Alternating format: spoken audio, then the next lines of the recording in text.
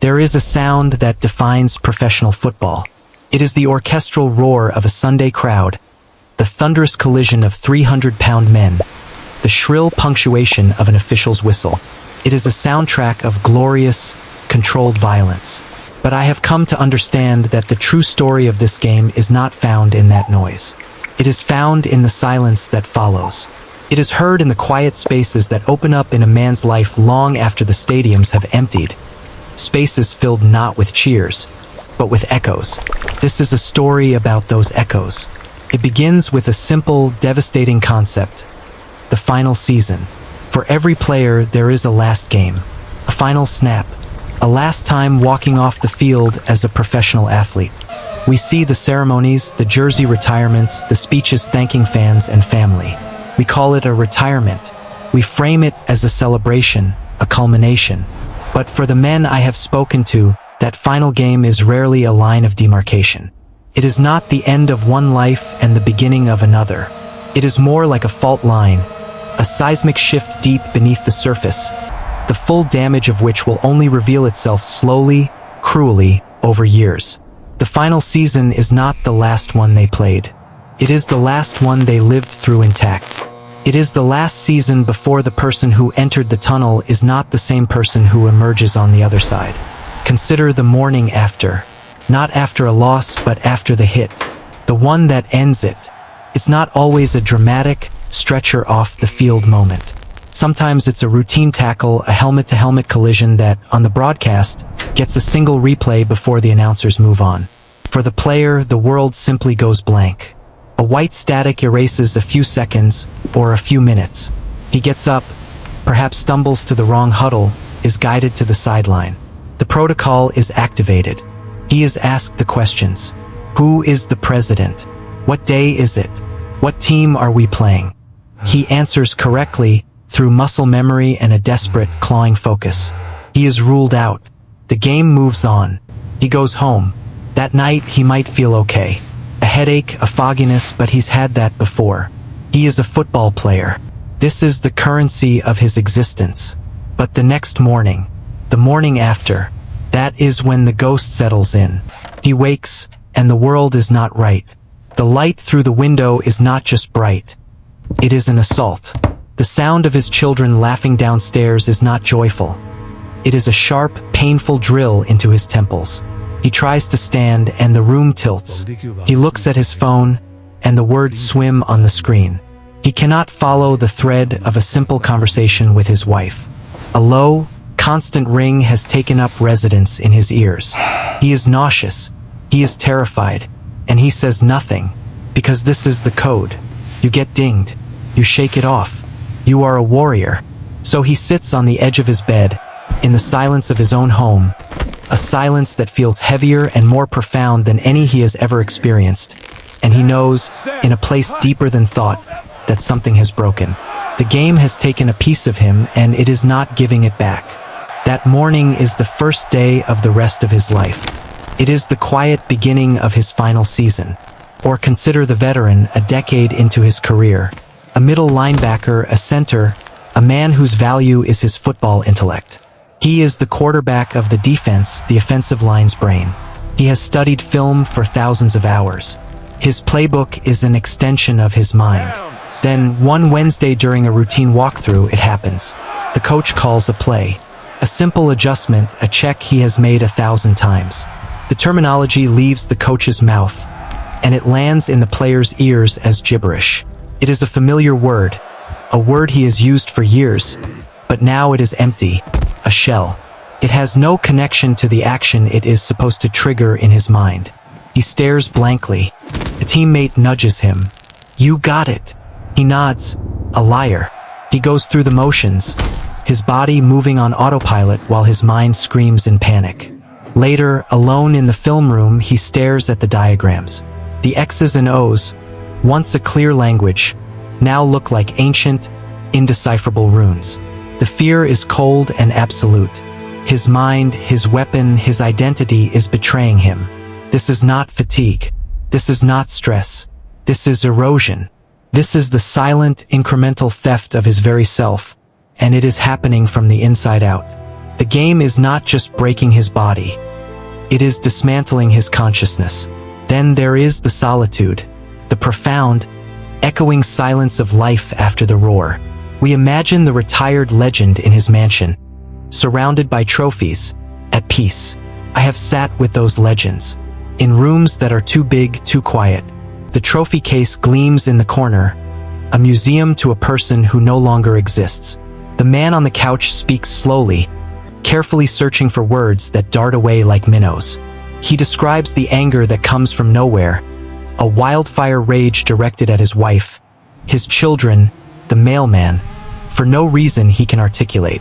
He talks about the insomnia, the nights spent wandering the hallways of a house that feels like a foreign palace, the only company the pounding in his head and the ghosts of past glories that now feel like taunts.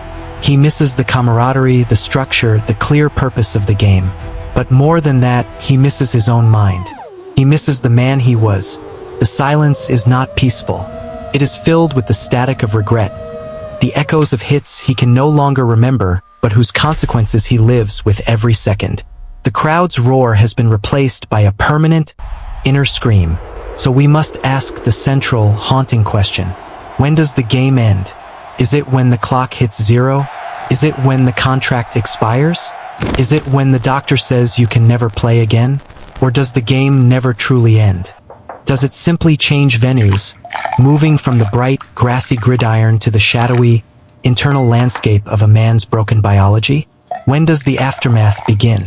Is it the first morning you wake up and don't recognize your own life? Is it the first time you forget your child's birthday? Is it the first moment of uncontrollable rage, of profound depression, of considering a way out that is unthinkable? The chilling truth I have uncovered is this. For so many men, the game and the aftermath are not separate chapters. They are the same story. The aftermath begins with the very first snap of Pop Warner. It is compounded with every practice drill, every helmet-to-helmet collision in college, every subconcussive blow in the trenches of the NFL that goes unrecorded, uncelebrated, unnoticed by anyone except the brain rattling inside its bony cage. The final season is not a date on a calendar. It is a creeping tide. It is a slow-motion avalanche that begins the moment a boy puts on a helmet and is taught that toughness is the highest virtue, and that to show weakness is to betray the brotherhood. This series is an excavation of that avalanche. We will journey into the silence that the television microphones never pick up. We will listen to the echoes in the minds of broken men. We will trace the history of a sport that knew but did not want to see, that celebrated a violence it did not fully comprehend. We will sit with the widows and the children, the true casualties of a war waged on Sunday afternoons. We will confront the science that has transformed Anecdote into Pathology, and the cultural machinery that, for generations, chose mythology over medicine. This is not an attempt to cancel football. It is an attempt to understand its true total cost. It is an act of witnessing for the men who were told to be warriors, and who were left, in the end, alone with their wounds in a silence that deafens. The roar of the crowd fades, the highlight reels end, and in that sudden, immense quiet, you can finally hear the price of glory. It is a sound of cracking bones, of fading memory, of a spirit pushed beyond its limit. It is the echo in the silence, and it is telling us a story we can no longer afford to ignore. American football is a sport of intricate strategy, a chess match played with giants at a sprinter's speed. We analyze the offensive schemes, the defensive adjustments, the coaching gambits. We call this the game within the game. But I have learned there is another, far more consequential game being played simultaneously, one that operates on a different plane entirely. It is not a game of territory or points, but of physics and biology. It is a silent, brutal calculus of force versus tissue, of glory versus longevity, of cultural will versus scientific fact. This documentary is the story of that hidden game. It is a journey across decades, into laboratories and courtrooms, inside the private anguish of families, and deep into the conflicted soul of a nation's pastime. Our scope is vast because the problem is systemic. We will follow the trail of medicine, from the first whispers of concern to the thunderous, undeniable evidence of today. We will navigate the history of the National Football League, not through its championship seasons, but through its internal memos, its whispered doubts, and its public relations battles. We will dissect the cultural psychology that glorified violence and codified a language of denial. And, above all, we will listen to the personal testimony of those who paid the price, men whose bodies and minds became the battlefield upon which this hidden game was decided. To understand the crisis, you must first understand the sheer physical evolution of the sport. In the 1970s, the average NFL offensive lineman weighed around 260 pounds. Today, he is over 310 pounds of engineered muscle. The running back who once powered through tackles at 205 pounds now is a 230-pound freak of nature with the speed of an Olympic sprinter. The kinetic force generated in a modern collision is not marginally greater. It is exponentially so. We are witnessing physics in its rawest form, mass times acceleration. When a player like that meets another player of similar size, moving in the opposite direction at full tilt, the resulting impact can exceed 100 gs of force. To put that in perspective, a fighter pilot in a high-G maneuver might experience 9 or 10 gs before risking blackout. These men are subjecting their brains, floating in cerebrospinal fluid inside the skull, to decelerations akin to a high-speed car crash. And they do it not once, but dozens, sometimes hundreds of times per game, and thousands of times over a career. The game has created a new kind of athlete, and in doing so, it has created a new kind of injury, one that unfolds not in a single catastrophic moment, but over a lifetime of repeated lesser traumas. This physical reality collided head-on with a culture forged in the fire of unyielding masculinity. From the sandlots to the professional fields, football built its ethos on a bedrock of toughness. To be a player was to be a warrior. Pain was not an adversary. It was a companion to be ignored, a test to be passed. The language of the locker room became a powerful tool for minimizing danger. A concussion was not a brain injury. It was getting your bell rung. You were dinged or stunned. You saw stars. These were transient, almost whimsical phrases that sanitized a terrifying neurological event. The protocol was simple: shake it off, walk it off. How many fingers am I holding up? If you could stand, you could play. To come out of the game was to let down your brothers, to show weakness, to betray the very identity you had worked so hard to build. This culture was not an accident. It was a necessity. The sport, in its essence, is violent collision.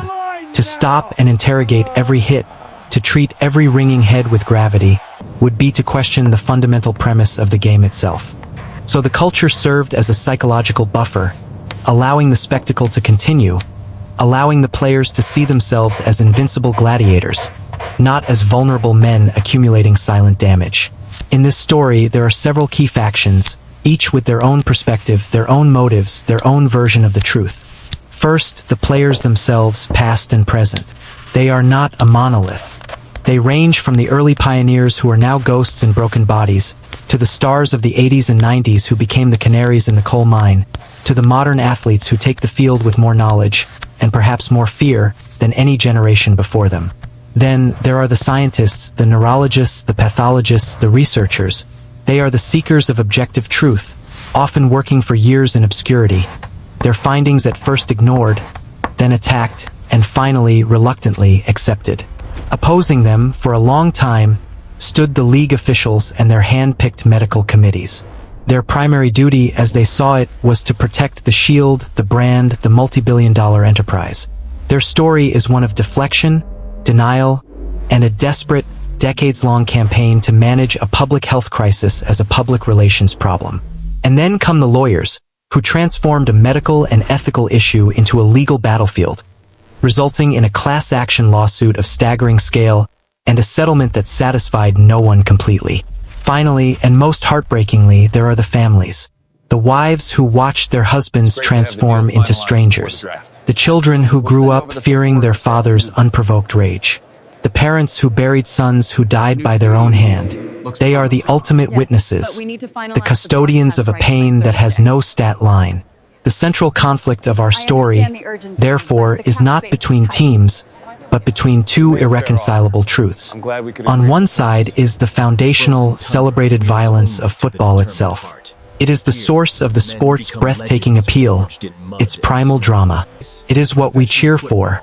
On the other side is the emerging, undeniable science of its consequences. The wreckage of brains, the shortened lives, the legacies of suffering. For the better part of a century, the first truth drowned out the second.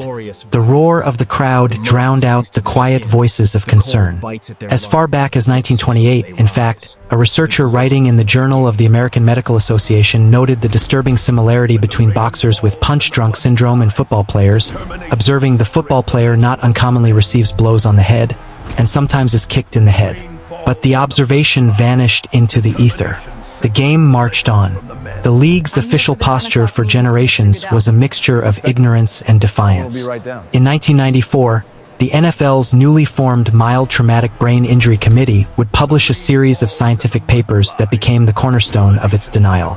Their conclusion, maintained for over a decade, was that concussions in professional football were not a serious issue, and that players could return to play safely the same day. This was the league's gospel. Meanwhile, the players themselves were writing a different testament. In his 1970 autobiography, *Instant Replay*, Green Bay Packers guard Jerry Kramer wrote with chilling nonchalance about the effects of head trauma. "You're in a fog for a couple of days. You don't think clearly. You're irritable. It's a miserable feeling." He was describing classic post-concussion syndrome, but it was framed as just another part of the job, the price of doing business. This is the landscape we will traverse. We will see how the personal testimonies of men like Kramer, once seen as anecdotes about toughness, became the precursors to a medical diagnosis. We will see how the league's defense crumbled under the weight of its own internal documents, like the 2000 email from an NFL official that read, "I think we need to be careful about what we say about returning to play after concussion. We are in a tough spot." We will see how the science evolved from vague suspicions to the chilling specificity of the tau protein, the biological marker of CTE, staining the brain tissue of the dead. This is the game within the game. It is a story of a collision between a culture's love affair with violent spectacle and the hard, cold realities of human biology. It is about what we knew when we knew it and the profound cost of looking away. Our journey will be chronological, thematic, and deeply human. We will start at the very beginning, long before the term CTE entered our lexicon, when the first ghosts were created on dusty fields. We will follow the trail of evidence as it grows from a trickle to a flood. We will sit with the broken, listen to the bereaved, and confront the powerful. This is not a prosecutor's brief, though there is blame to be laid. It is not a eulogy for football, though there is profound loss to be mourned. It is an attempt at a clear-eyed accounting. It is an exploration of a simple, devastating question. Can a sport built on the very thing that destroys its participants survive its own truth? And if it does, what does that survival say about us, the audience who demand the spectacle? The whistle is about to blow on the first chapter of this hidden game. The players are taking the field. But this time, we are not watching the ball. We are watching the brain. Our story does not begin with a microscope or a groundbreaking medical study. It does not begin with a lawsuit or a dramatic congressional hearing. It begins in the fog, in the forgotten anecdotes, the shrugged-off ailments, the men who shuffled away from the game and into a twilight that their families could never quite explain. Long before the NFL became a corporate titan, back when the leather helmets were more symbolic than protective, the seeds of the crisis were being sown. The first witnesses to football's hidden toll were the players themselves, but their testimony was written not in words, but in the gradual fading of their own minds, and it was written in a language that a society enthralled by the new spectacle was not yet equipped to read. By the 1920s and 30s, the medical community was already intimately familiar with a disturbing syndrome in another violent profession: boxing. Punch drunk was the common term. Doctors observed fighters who developed slurred speech, tremors, confusion, and drastic personality changes. The condition even had a formal name: dementia pugilistica. The cause seemed obvious: the repeated subconcussive and concussive blows to the head sustained over a career in the ring. The brain, it was understood, could only weather so much trauma. The boxing ring was a laboratory of blunt force trauma, and the results were tragically clear. But while the medical gaze was fixed on the boxer, another athlete was suffering in plain sight. The football player. The collisions were less frequent than in boxing, but they were arguably more violent. They involved greater mass, higher speeds, and the added danger of tackling and being driven into the ground. Yet, the connection was rarely made. Football was a college sport, a game of amateur virtue and tactical brilliance. To conflate it with the brutal, seedy world of prizefighting was unthinkable, both culturally and medically. But the parallels were there, whispering in the background. Scattered through early 20th century medical literature, you can find the hints, the glancing blows of observation that failed to land with any force. In 1928, as I mentioned, that article in the Journal of the American Medical Association made the fleeting connection. But it was an aside, not a conclusion. In the 1930s, a pathologist named Harrison Martland, who first meticulously described the punch-drunk condition in boxers, noted that he had seen similar symptoms in football players and in others who have sustained frequent minor head injuries. Again, the note was struck, and then the volume was turned down by the prevailing narrative. The dominant medical and cultural opinion was summed up by the coaching axiom of the time. The head is the best piece of equipment on the field. This was not just bravado. It was a widely held belief that the skull was a perfect, immutable shield. The idea that the brain inside could be sloshing, twisting, and bruising with every impact was not part of the calculus. The injuries that concerned coaches and trainers were the visible ones. Broken bones, torn ligaments, dislocated joints. The brain was a black box, and its mysteries were ignored until they manifested in ways too dramatic to dismiss. To understand this era, we must follow the story of one man, a ghost from the pre-modern game. His name was John "Bull" Johnson, an offensive lineman for a now-defunct team in the early 1950s. Bull was the prototype of his era. Tough, quiet, reliable. He played 10 seasons. He was never a star, never made a Pro Bowl. He was a working-class gladiator. His wife, Eleanor, recalls that he would come home from games on Sunday evenings with what he called his Sunday headache. It was as much a part of the weekly routine as church in the morning. He'd sit in a dark room, a cold cloth on his forehead, and say little. The headaches would usually fade by Tuesday. He retired at 32, took a job in sales, and for the first few years, life seemed good. The transition appeared smooth, but then, the changes began so slowly that at first they were mistaken for other things. His sharp recall for plays, once his pride began to falter. He'd forget sales appointments. He'd get lost driving to familiar places. Eleanor chalked it up to stress, to aging. Then the personality shifts emerged. The gentle, patient man she married became irrationally irritable. He had outbursts of anger over trivial things. A misplaced key, a loud noise. He grew paranoid, convinced his colleagues were conspiring against him.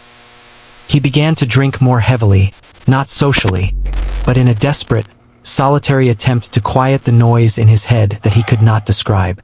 By his late 40s, he was unemployable. By his 50s, he was a shadow.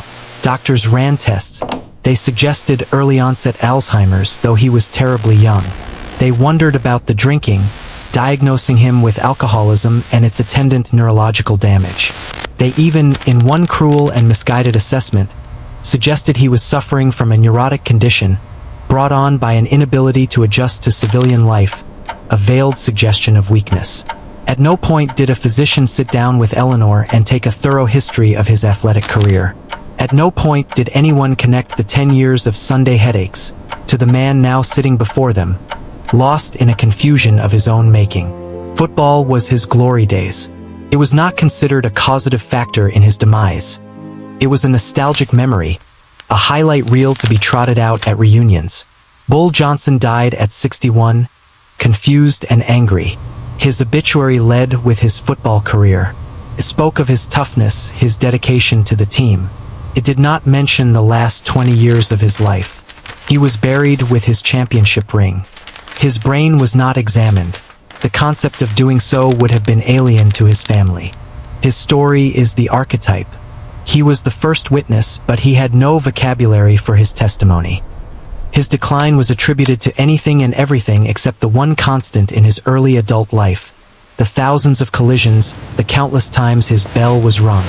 The culture of the time provided ready-made, socially acceptable explanations: alcoholism, poor character, a mysterious nervous condition, all of which were less threatening than the alternative, that the game itself was poisonous. This was the great filter through which all early evidence passed. The suffering of men like Bull Johnson was systematically misclassified. It was a failure of imagination, a failure of medicine, and a profound failure of duty. The League, still in its relative infancy, had no medical protocols to speak of. It had no incentive to look. And the players, products of the same culture that celebrated their pain tolerance, were the least likely to complain.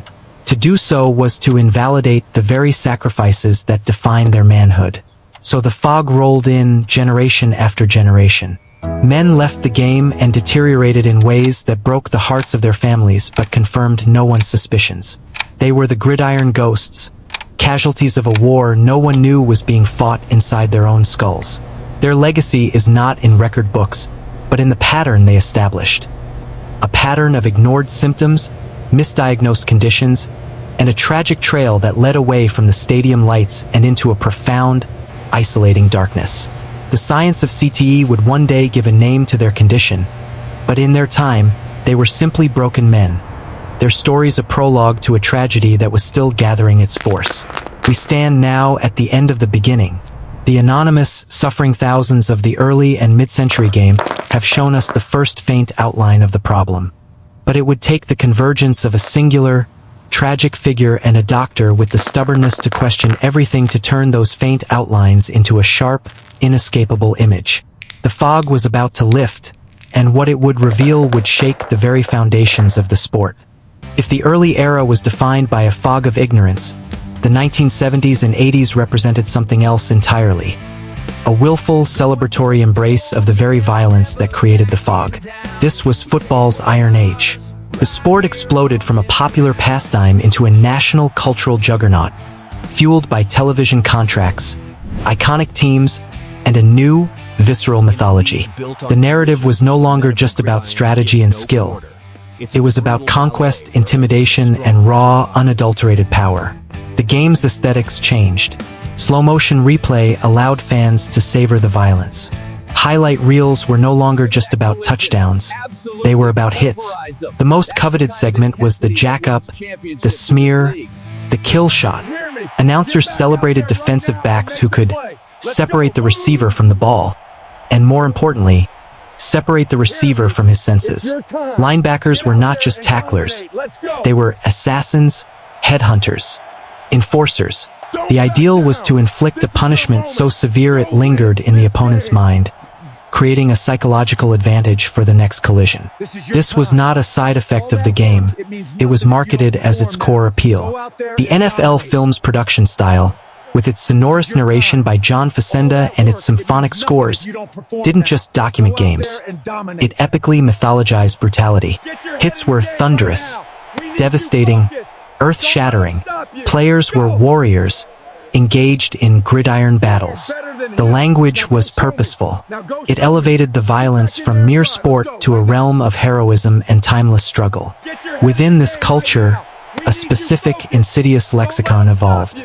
It was a language of minimization, a verbal sleight of hand that transformed medical emergencies into minor inconveniences. This language was the warrior code's first line of defense against doubt, against fear, against the encroaching reality of injury. Player did not sustain a concussion. He got his bell rung. The phrase is almost whimsical, evoking a cartoonish ding sound, not the shearing of axons in the brain. He was dinged or stung or shook up. These were temporary states like a bee sting or a bad scare. You saw stars or had your clock cleaned. Again, transient, almost magical experiences. The protocol was encoded in simple, brutalist questions. How many fingers am I holding up? What day is it? Where are you? If you could mumble a passable answer, you were good to go. To stay in the game was a badge of honor. To come out was a mark of shame. The sideline was a purgatory for the weak. This linguistic ecosystem served a vital function. It allowed the game to continue. If every ding was treated with the gravity of a brain injury, the sport would have to stop and interrogate itself constantly. The language acted as a psychological buffer for everyone: players, coaches, fans, and the league itself. It allowed them to witness incredible violence and believe, on some level, that it was containable, that the human body, and especially the mind, was more resilient than science suggested. To understand the absolute power of this code, you must listen to the men who lived by it. Their testimony is not one of accusation, but often of resigned, painful revelation. I spoke to a former Pro Bowl linebacker from the 1980s, a man whose highlight reel is a catalog of iconic, teeth-rattling hits. The pressure wasn't even implicit, he told me, his voice a low rumble. It was explicit. The coaches didn't want to hear it. The trainers worked for the coaches. You go to the trainer and say your head is fuzzy. He looks you in the eye and says, "Can you play or not?" It's not a medical question. It's a test of your manhood. And you know your backup is watching, hungry for your job. Your teammates are counting on you. So you say yes. You always say yes. He described a game where he took a blow that left him seeing double. He played 3 more series, operating on pure instinct and memory, before he vomited on the sideline and was finally removed. They called it getting your wheels knocked off. You just put them back on and kept going. A wide receiver from the same era described the lonely calculus. You're crossing the middle, you know the safety is waiting. You make the catch and boom, everything goes white. You come to, the crowd noise is muffled, like you're underwater. You stumble to the huddle. The quarterback is calling the play. You can see his lips moving, but the words are just noise. You nod. You line up. You run the route you hope is the right one. Because telling them you don't know the play, that's worse than the hit. That means you're unreliable. That means you're soft. This was the true heart of the warrior code. It wasn't just about enduring pain. It was about hiding vulnerability, about maintaining the facade of invincibility even as your own consciousness flickered and failed. The stadium was a theater, and any admission of injury broke the fourth wall, revealing the dangerous reality behind the spectacle. The culture was self-policing and ruthless. Hall of Fame quarterback Troy Aikman, after being concussed so severely in the 1994 NFC Championship game that he couldn't recall playing in the subsequent Super Bowl, was asked about it later. His response was textbook Iron Age. "It's part of the game. You're going to get dinged." Even in acknowledgement, the minimizing language prevailed. The message was broadcast to every young player watching. This is normal. This is what it takes. The legendary coach Vince Lombardi's ghost haunted every locker room. Fatigue makes cowards of us all, but a new, unspoken corollary had been added. And so does consciousness of injury. The ultimate toughness was neurological disregard. This era produced the iconic images we still romanticize. The steel curtain, the Bears' 46 defense, players with mud-stained jerseys and no face masks that hid their grimaces. It was the age of Iron Men who started every game. But we must now understand that the iron was not just a metaphor for will. It also signified a terrible, brittle fragility. The very culture that exalted these men as immortal warriors was systematically blinding itself to their mortal vulnerability. The language of dings and bells rung was a cultural coping mechanism, a way to enjoy the product without absorbing the cost. It allowed a nation to fall in love with a version of football that was, in a biological sense, unsustainable. The warrior code was not just a set of principles. It was a necessary mythology for the continuation of the game as it was played. And the men who internalized that code most completely, who wore their dings as badges of honor, were quietly, inexorably, preparing themselves for a fate that the mythology never accounted for. A long, painful aftermath where the echoes of those celebrated hits would be the only thing left in the silence. The Iron Age forged legends, but it also forged a generation of time bombs, their fuses lit on every snap, their ticks muffled by the roar of the crowd and the deceptive, comforting language of the warrior. Every system that operates in the dark, that ignores its own warning signs, eventually produces a figure so emblematic of its failures that the truth can no longer be contained. For the National Football League, for the cult of toughness, for the entire ecosystem of denial, that figure was Michael Lewis Webster. Iron Mike. To the world, he was the indestructible center for the Pittsburgh Steelers of the 1970s, the anchor of the famed Steel Curtain, a man who started 150 consecutive games. He was the prototype of the Iron Age warrior. Fierce, intelligent, relentless, a 6-time All-Pro, a 9-time Pro Bowler, a 4-time Super Bowl champion. His hands, scarred and gnarled, were celebrated. He played through broken bones, through torn muscles, through pain that would hospitalize other men. His 1989 Hall of Fame enshrinement was the culmination of this narrative, the ultimate validation of toughness, dedication, and glory. But Mike Webster's true legacy, the one that would change football forever, was just beginning. His final season, the one that never ended, started the day he took off his shoulder pads for the last time. The descent was not immediate, but it was inexorable. The man who could recall every blocking scheme for a 17-year career found he could no longer manage his finances. The disciplined anchor of a dynasty became unable to hold a job or maintain a schedule. He suffered from devastating mood swings, from towering rage to abject despair. He was plagued by chronic, crippling pain, back, shoulders, knees, but it was the chaos in his mind that was most terrifying. He developed severe memory loss. He would forget where he was, why he had driven somewhere. He became paranoid, accusing friends and family of plotting against him. The Iron Age Code offered no solutions here.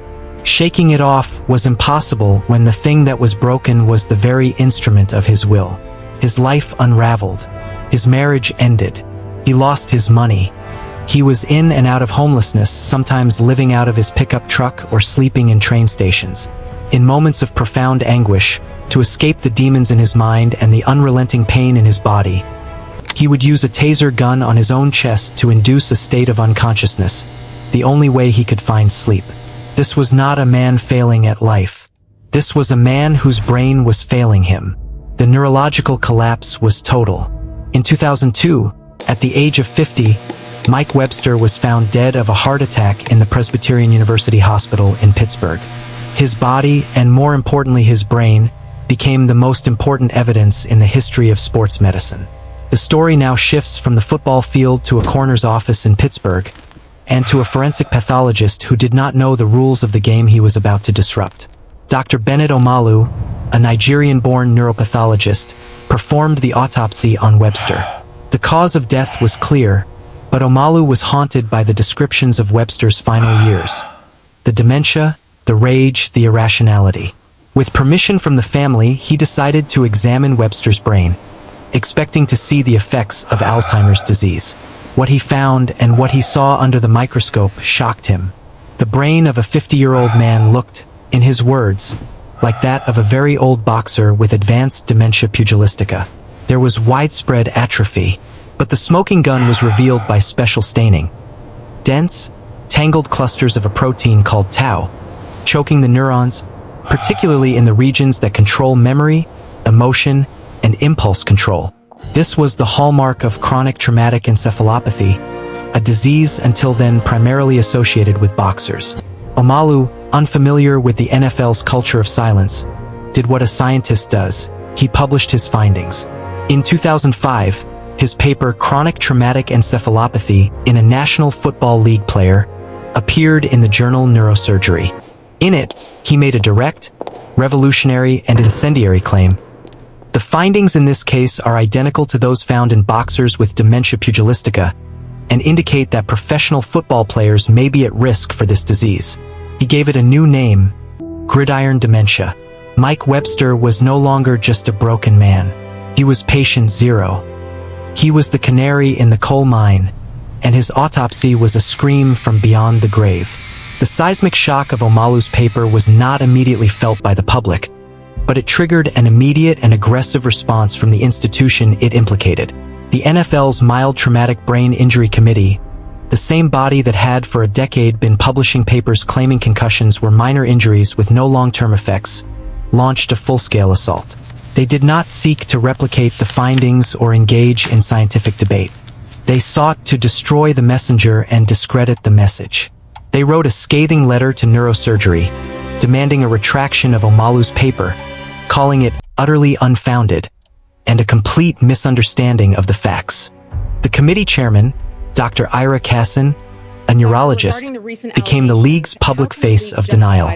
He dismissed CTE as a real entity, questioned the very existence of the disease, and scoffed at the connection to football. The league's strategy was clear: to use its authority, its funding, and its influence to create a cloud of doubt so thick that the public, and more importantly the players and the courts, would see Omalu as a rogue, an amateur, a fearmonger. They attacked his methodology, his credentials, his interpretation.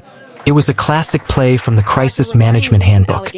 When you cannot dispute the facts, dispute the person who found them. But a single Canary's death can be dismissed as an anomaly.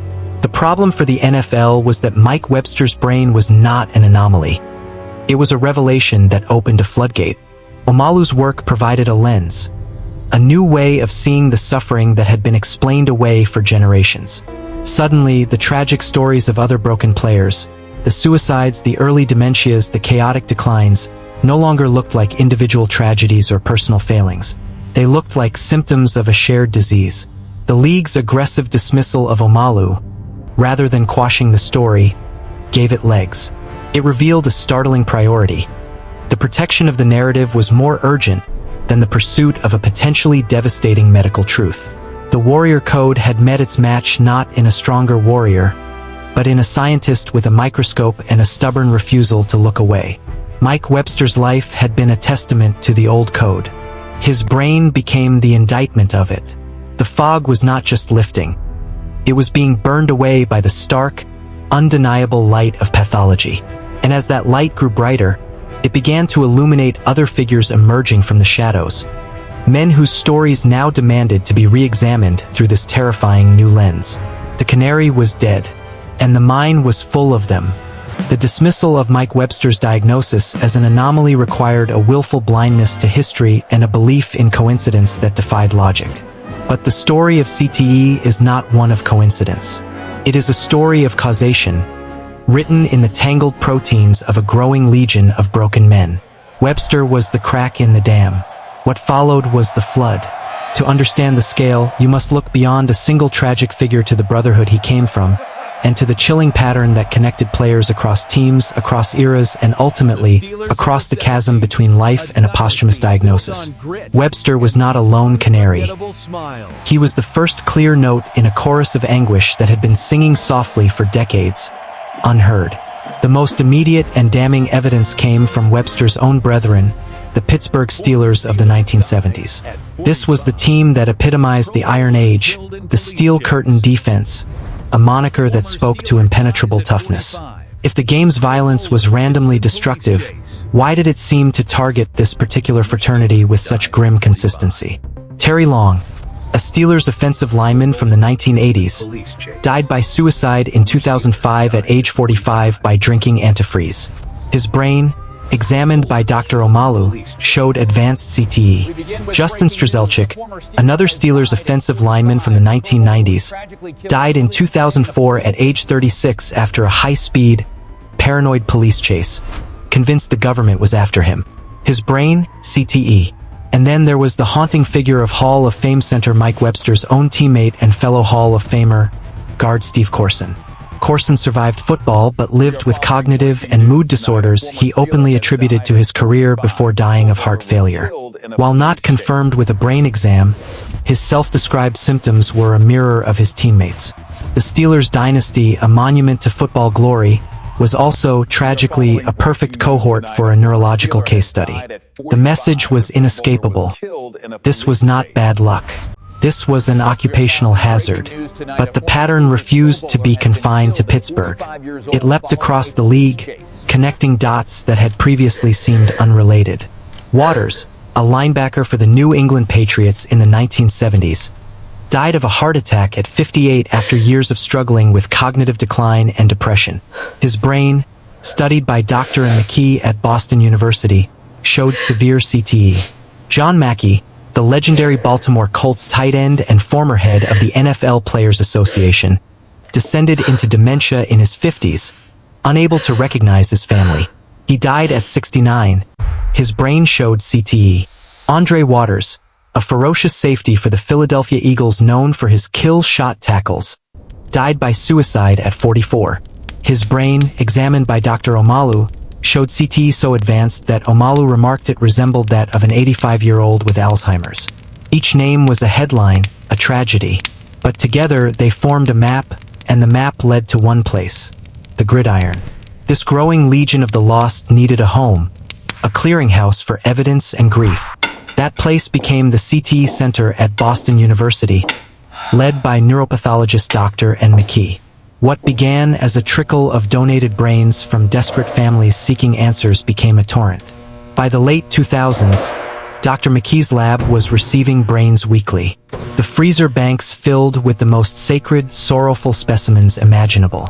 Each brain told a story, not just of football, but of a life derailed. The scientific process was meticulous, heartbreaking.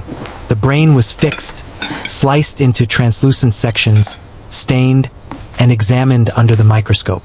The telltale brown tangles of tau protein would appear, their location and density painting a picture of the person's suffering. Tau in the amygdala linked to rage and depression, in the hippocampus to memory loss, in the frontal cortex to impaired judgment and impulse control. The pile of brain specimens was no longer just a research tool. It was a moral argument. It was physical, undeniable proof that the stories of men like Bull Johnson from the 1950s were not about character or weakness, but about biology. For the families, this science delivered a devastating, yet strangely liberating verdict.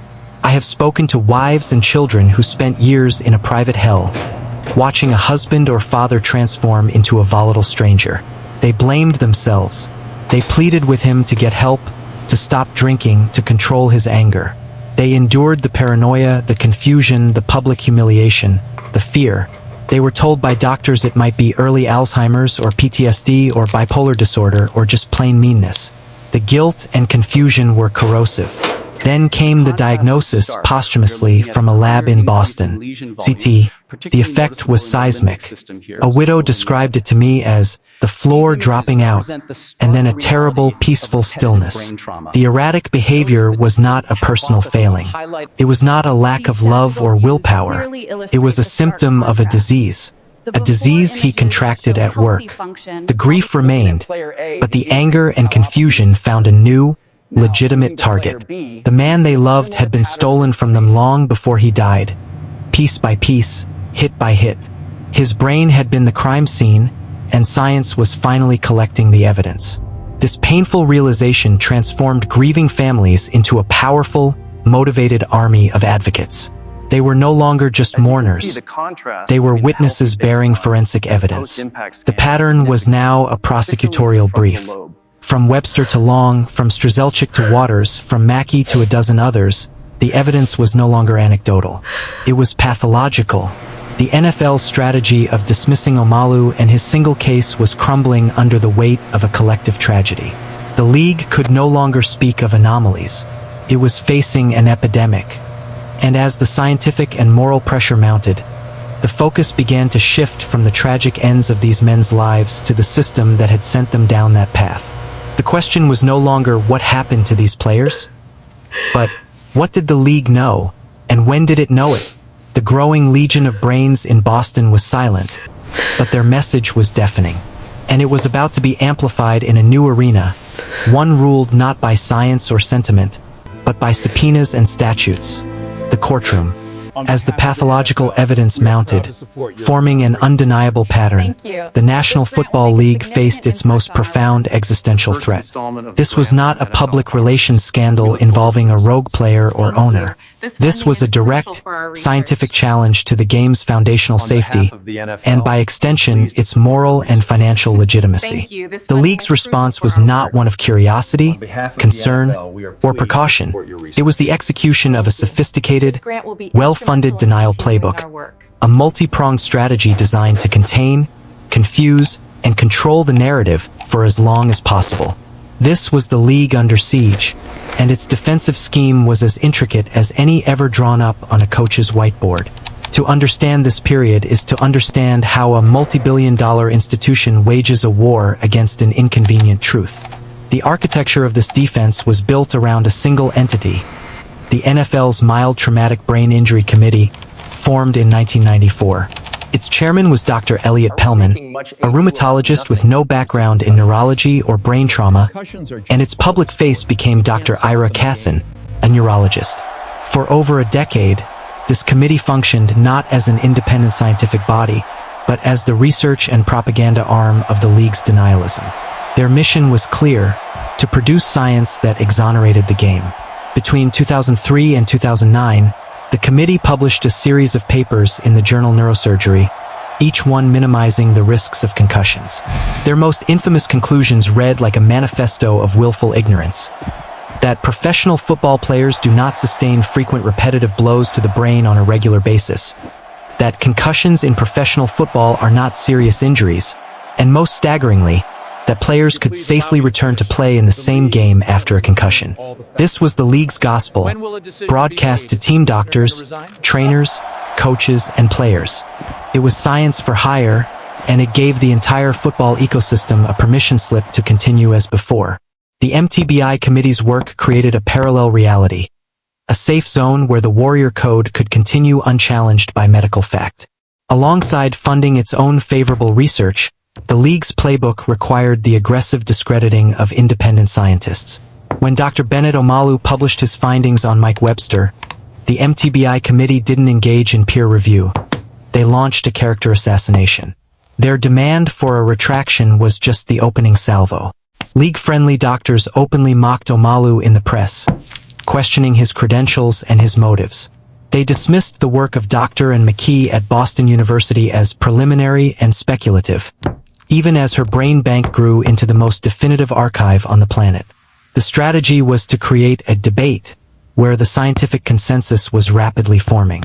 By loudly championing their own paid experts and casting doubt on independent ones, the League sought to shape the public and media perception that the science was unsettled, that this was a both sides issue.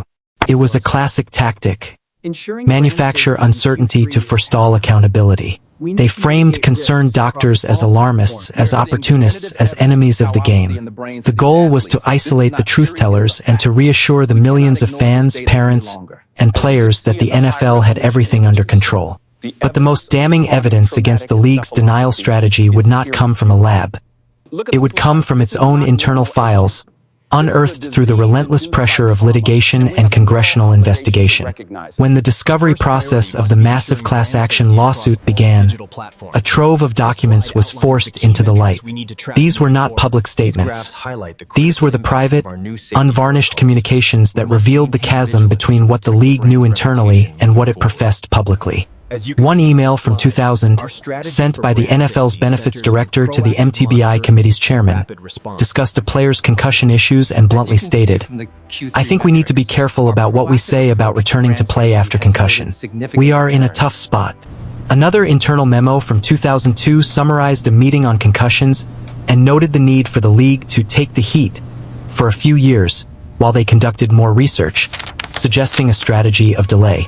Perhaps the most chilling was a 2009 email exchange between two high-level NFL officials regarding a university study on former players and cognitive decline.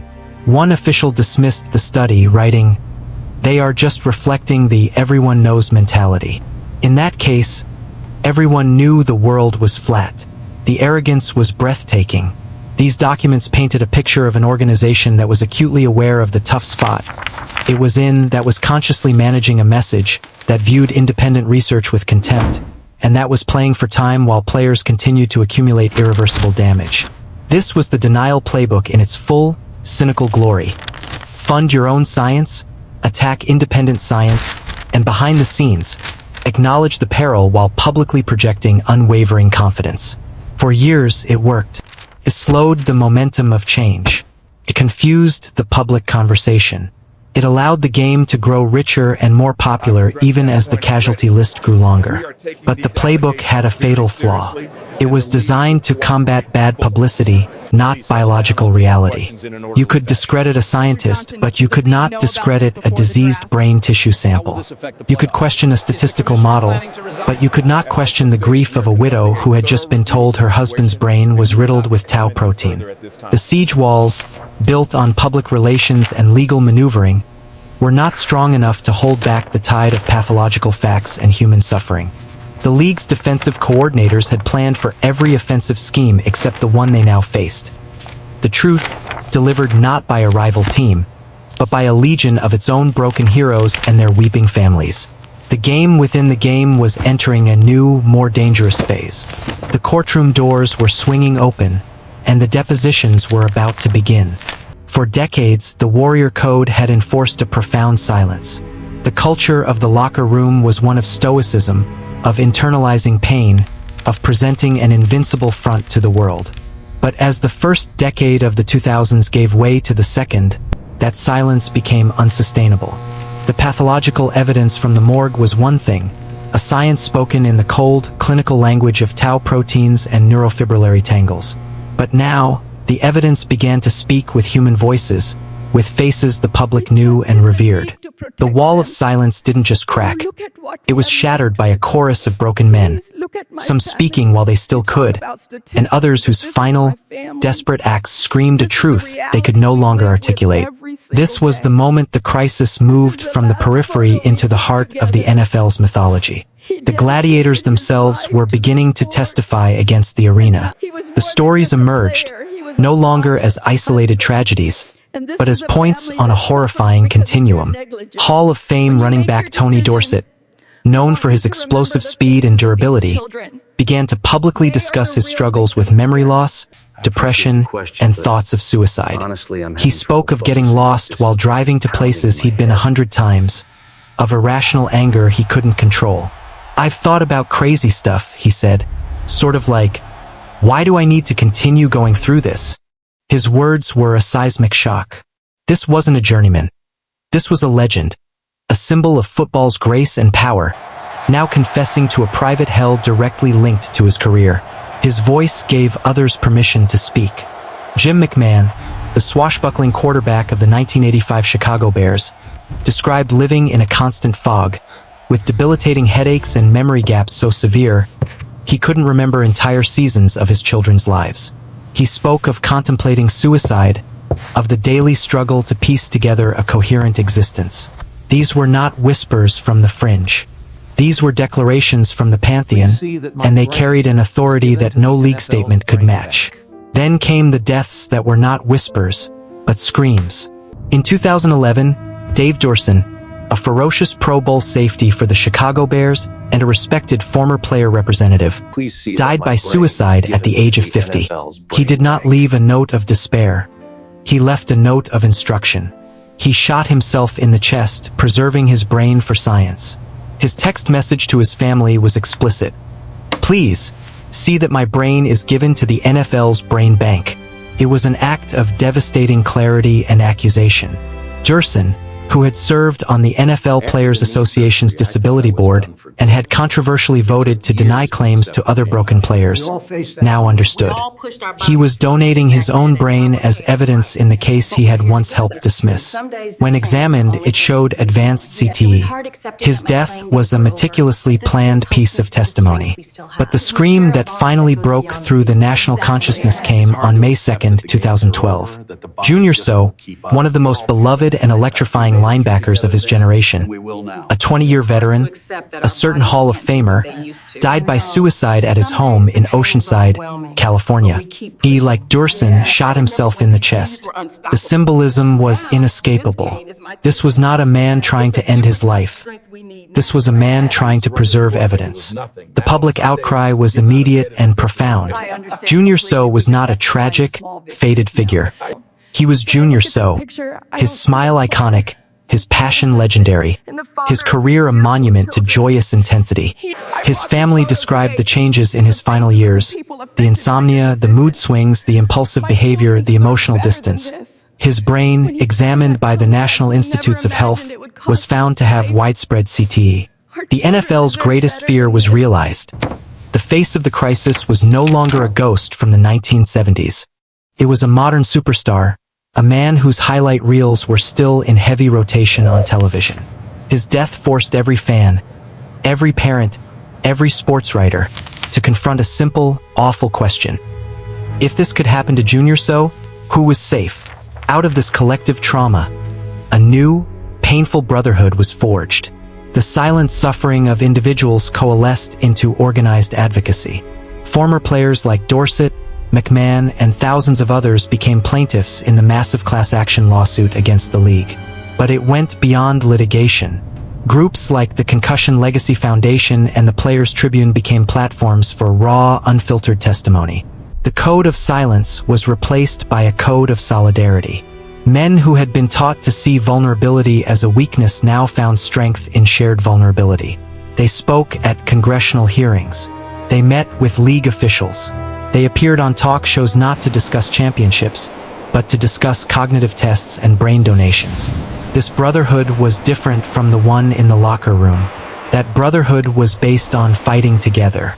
This new one was based on surviving together, on navigating a world that felt increasingly alien, on ensuring the next generation didn't suffer the same fate. It was a brotherhood born not of glory, but of shared injury, and it became the most powerful counterforce to the league's Denial Playbook. The Gladiators were no longer just entertainers. They were witnesses, advocates, and living proof of a broken covenant. Their collective voice, amplified by the thunderous silence of men like Durson and So, became impossible to ignore. The debate was over. The NFL was no longer arguing with scientists. It was arguing with its own legends, and it was losing. The battlefield was now shifting from the court of public opinion to a literal court of law, where the testimony of broken men would be entered into evidence alongside emails and autopsy reports, and the price of the game would finally be given a number. For a century, the suffering of football players existed in the realm of Anecdote, a collection of tragic but seemingly disconnected stories of broken men. The Warrior Code provided one explanation: personal weakness. Age and bad luck provided others. But with the dawn of the 21st century, a profound shift occurred. Anecdote was transformed into pathology. Stories became diagnoses. The whispers of the broken were given a definitive scientific voice. This voice speaks in the language of cellular biology, in the stark imagery of stained tissue, and in the irrefutable data of longitudinal studies. To understand the true nature of the crisis, we must move beyond the personal tragedies and listen to what the science itself is telling us. It is a story not of bad luck, but of predictable, physical cause and devastating effect. At the heart of this story is a protein called tau. In a healthy brain, tau proteins act like internal scaffolding, providing structural support to neurons, the brain's messaging cells. They are the beams and trusses that keep the architecture sound. But when the brain is subjected to rapid acceleration and deceleration, the sloshing, twisting, and jolting that occurs during a hit, this delicate machinery is traumatized. The axons, the long transmission lines of the neurons, can stretch, twist, and tear. In response to this injury, the tau protein undergoes a catastrophic change. It collapses, detaches from its structural role, and begins to clump together into toxic, twisted tangles. These tangles are not inert. They are actively poisonous. They choke the neurons from the inside out, disrupting communication, starving cells of nutrients, and ultimately causing cell death. As these neurons die, the brain tissue itself atrophies, shrinking in critical regions. This is chronic traumatic encephalopathy. It is not an infection. It is not a genetic disease. It is a disease of trauma, a direct physical consequence of repeated blows to the head. The tau tangles are the forensic signature, the bullet left in the wound, proving the cause of the destruction. This understanding leads to the most critical, and for football, the most damning distinction in the science. For generations, the focus was on the concussion, the dramatic, diagnosable event that left a player dazed or unconscious. The league's protocols, when they finally arrived, were built around identifying and managing these headline injuries. But the revolutionary insight of modern neuroscience is this: CTE is not primarily a disease of concussions. It is a disease of subconcussive hits. These are the blows that don't register as a concussion. They don't cause a player to stumble, to vomit, to fail the sideline test. They are the routine, repetitive collisions that form the very bedrock of the sport. An offensive lineman firing out of his stance and crashing his helmet into the defensive tackles on every single play. A running back taking a routine tackle to the ground. A linebacker meeting a fullback in the hole. Each one in isolation seems insignificant, but collectively, they represent a lifetime of trauma. One researcher described it to me as a rainfall theory of brain injury. A single massive storm, a concussion, can cause a flood, but a lifetime of steady, light rain, thousands of subconcussive hits, will erode the landscape just as completely, and often more insidiously. This is why the position matters so profoundly. It is why interior linemen, who may take over 1,000 such hits in a single season, are at such catastrophic risk despite rarely appearing on concussion reports. The game within the game is a game of accumulation, and the brain keeps a perfect, tragic ledger. The scientists who have dedicated their lives to reading this ledger speak with a clarity that cuts through the noise. Dr. Ian McKee, whose lab at Boston University has examined the brains of hundreds of former athletes, states the case with unambiguous authority. CTE is caused by repetitive head impacts, period. She says, "We have seen it in football players, hockey players, boxers, military veterans exposed to blast injuries. The common denominator is trauma. And in football, we see it at every level. High school, college, and professional. The longer you play, the higher your risk, and the more severe the pathology tends to be." Her work has moved beyond just identifying the disease to grading its severity, from stage I, with early tau accumulation in isolated spots, to stage 4, where widespread atrophy causes devastating neurological and psychological symptoms. This is no longer a hypothesis. It is a pathology with established staging criteria, just like cancer. Other researchers, like Dr. Robert Stern, also at Boston University, are working to identify the disease in the living, using advanced PET scans that can detect tau tangles. But his broader message reinforces the terrifying scope. "We have to stop thinking about this as just a problem for the NFL," he says. "It's a problem for the millions of kids who play youth and high school football. Their brains are still developing. They are taking these hits during a period of critical neurological maturation.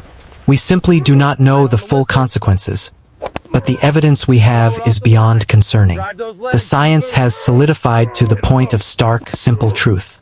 Repetitive head impacts cause CTE.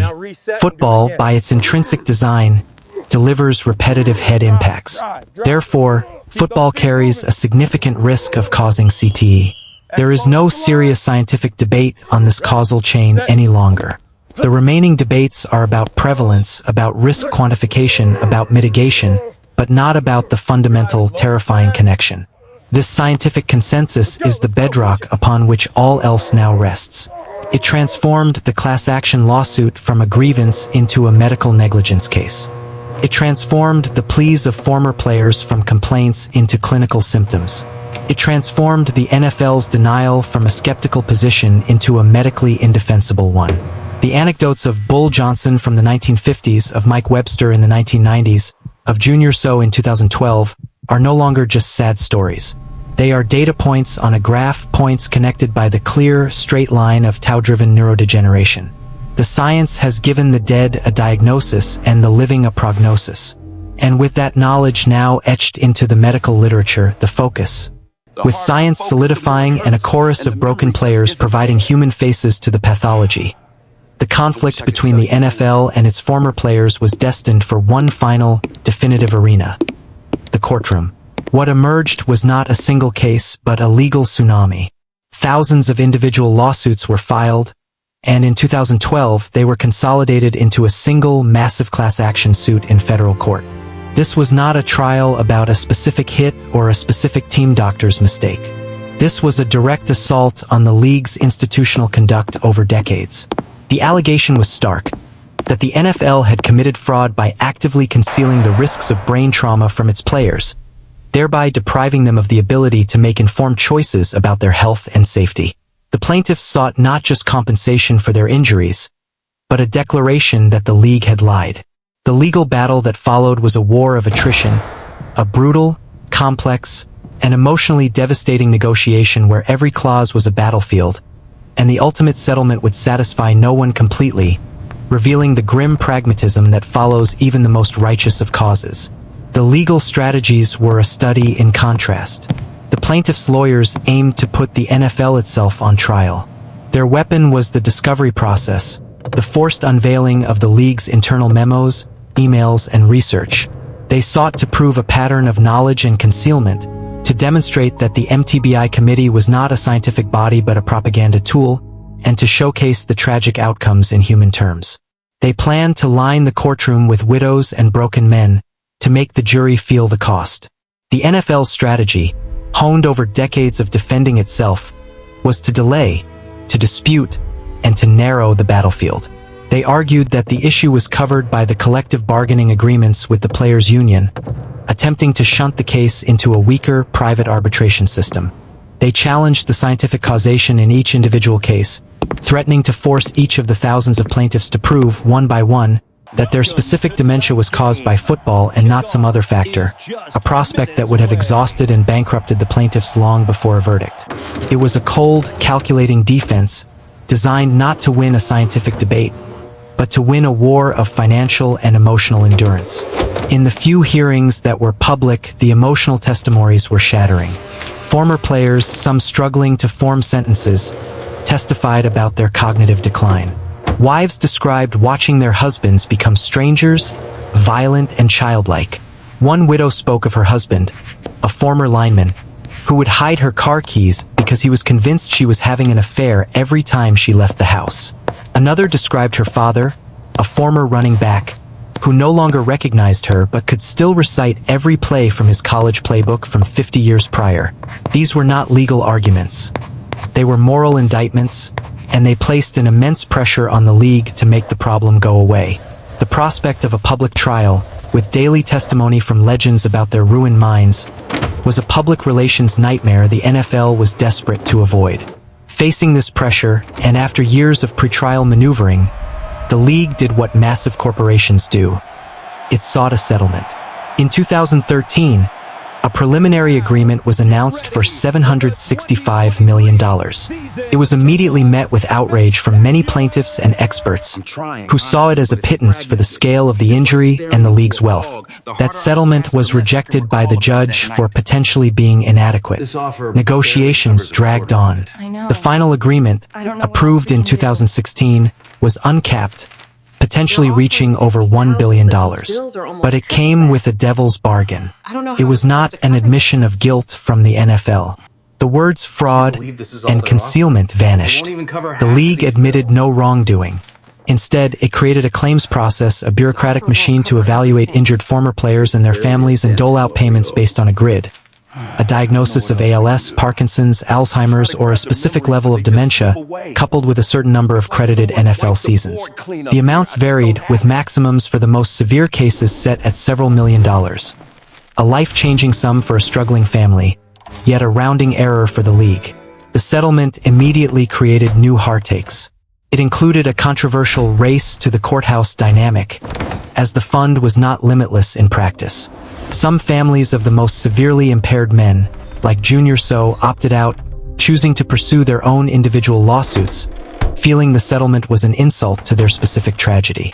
For those who stayed in, the claims process itself became a new gauntlet, with the NFL reserving the right to challenge diagnoses and medical records, forcing sick, elderly men and their grieving families to relive their trauma in administrative hearings. The settlement achieved two main things. It provided crucial, immediate financial relief to thousands of suffering families, and it allowed the NFL to close the book on its legal liability for all former players up to that point, shielding it from what could have been existential financial exposure. But what it failed to resolve was anything at all. It did not establish truth. It did not require the league to acknowledge its past. It did not include any ongoing medical monitoring for living players. It did not address the fundamental safety of the game moving forward. It was, in essence, a financial transaction, a cost of doing business. The war of attrition ended not with a verdict, but with a ledger. The lawsuit answered the question of what is the cost, with a dollar figure, but it utterly failed to answer the more profound questions of responsibility, of legacy, and of what should be done for the next generation lacing up their cleats. The courtroom doors closed, but the game, and its inherent danger, continued. And now, the focus would turn from compensating the past to confronting a terrifying present, as the implications of the science began to trickle down to the very foundations of the sport. The NFL settlement created a bounded resolution for one generation of professionals. But the science of CTE knows no such boundaries. It does not respect the end of a career or the limits of a legal agreement. If repetitive head impacts cause brain disease, and if the most highly trained, best-equipped athletes in the world are falling victim, then a terrifying logical question descends upon every level beneath them. What about the college player with a less developed body and often inferior equipment? What about the high school teenager whose brain is still actively constructing itself? What about the child on the Pop Warner field? The crisis that shook the professional ranks did not stay contained there. It filtered down, creating a profound ethical earthquake for the entire ecosystem of American football, forcing parents, coaches, and educational institutions into an impossible calculus. Weighing a beloved cultural tradition against the emerging specter of permanent neurological harm to children, the evidence quickly confirmed the worst fears. In 2015, researchers at Boston University published a study showing that 87 of 91 former NFL players examined, 96%, had CTE. The number was staggering, but it was a study of a self-selected group, men who were already symptomatic. The more chilling research came from below. In 2016, the journal JAMA published a study of 202 deceased football players whose brains were donated to research.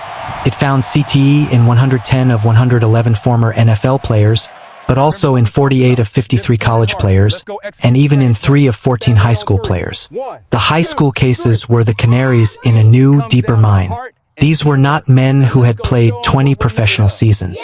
They were boys who had never earned a dollar from the game. One was a 17-year-old who died by suicide. Another was an 18-year-old who died in a car accident. Their brains showed the early telltale signs of tau pathology. The disease was not a professional hazard. It was a football hazard. Every hit at every level was a potential deposit in a neurological debt that might not come due for 50 years, or might tragically manifest before graduation.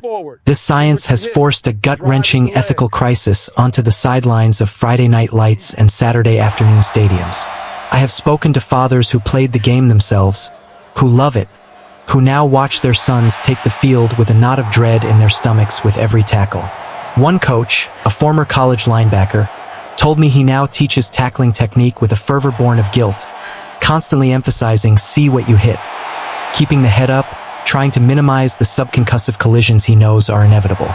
"I feel like I'm teaching them to play with a poison," he said, his voice thick with conflict. "But if I don't, someone else will, and probably worse." Parents are faced with a choice that feels lose-lose. Deny their child the camaraderie, the discipline, the potential scholarships and glory of the sport, or accept an unknown but potentially catastrophic risk to their child's long-term cognitive health. The Warrior Code has no answer for a mother weeping in the stands. The stories of the young men lost to this filter-down effect are particularly shattering. Take Owen Thomas, a 21-year-old junior and captain of the University of Pennsylvania football team. A bright, popular lineman with no history of depression, he died by suicide in 2010. His brain, examined out of his family's desperate need for answers, showed early-stage CTE. He had never been diagnosed with a concussion. His story echoed that of Mike Borich, a 42-year-old former college receiver who died of a drug overdose in 2009. His brain also showing CTE.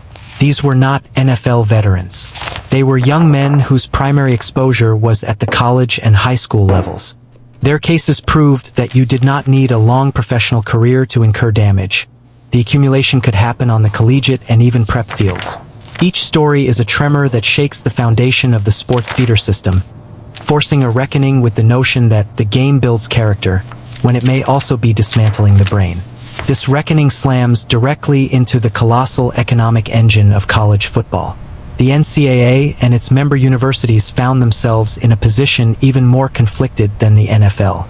They are educational institutions with a duty of care, a legal and moral responsibility to protect their student athletes. Yet they are also stewards of a multi-billion-dollar entertainment business. For decades, the model has been one of amateurism, where the labor of athletes generates vast revenue for schools, conferences, and coaches, while the athletes themselves receive a scholarship as compensation. Now, they were being asked to confront the possibility that this exchange included not just their time and talent, but their future neurological health. The NCAA's response has been widely criticized as slow, legalistic, and inadequate. It implemented concussion protocols, but enforcement was inconsistent across thousands of schools. It settled a class action suit of its own for a fraction of the NFL's amount, establishing a medical monitoring fund but again admitting no wrongdoing. The tension is palpable. The pageantry of a Saturday in the Big Ten or the SEC is a national ritual, a financial lifeline for athletic departments, and a source of incalculable alumni pride. To truly grapple with the brain trauma risk would be to question the very structure of this beloved enterprise. The duty of care and the economic engine are on a collision course, and the students on the field are in the middle. The filter-down effect has made it clear that the problem was never confined to the professionals. It is embedded in the pipeline, calling into question the future of the sport at its roots. And as communities from Texas to Ohio to Florida grapple with this, another uncomfortable reality comes into focus. The very equipment meant to protect these players may have been part of the problem all along. We have been taught to see the football helmet as a symbol of protection, a technological marvel that tames the violence of the game. Its evolution is a story of progress. From soft leather caps to hard plastic shells, from bare faces to intricate cages of steel and polycarbonate, from simple padding to liquid or air-filled shock absorbers. We look at a modern helmet with its sleek design and futuristic materials, and we feel a sense of reassurance. It is armor, but what if this narrative of safety is not just incomplete, but dangerously misleading? What if the helmet, in its quest to protect the skull, inadvertently unleashed a more insidious threat? This is the equipment paradox. The very device designed to make the game safer may have helped create the conditions for the neurological crisis we now face.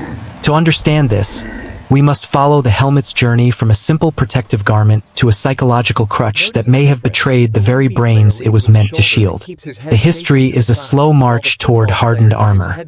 In the game's early days, players wore little more than leather aviator caps, offering scant protection against fractures and lacerations.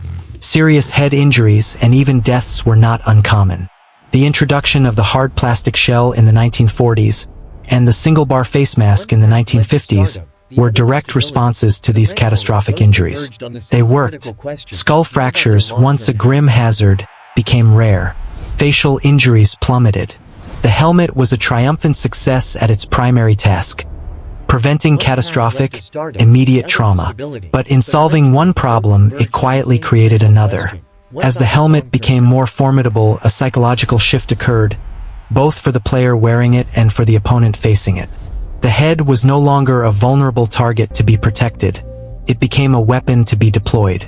The spear tackle, where a defender led with the crown of his helmet, became a common and devastating technique. Players began to feel invincible, encased in their high-tech shells. They launched themselves into collisions with a force they would have never dared with a leather cap. The helmet did not just protect the head from injury, it emboldened the mind to seek out greater violence. Safety technology had, perversely, enabled a more dangerous style of play. This is the dangerous illusion of safety, the belief that what protects the skull also protects the brain. It is a fundamental and tragic misconception.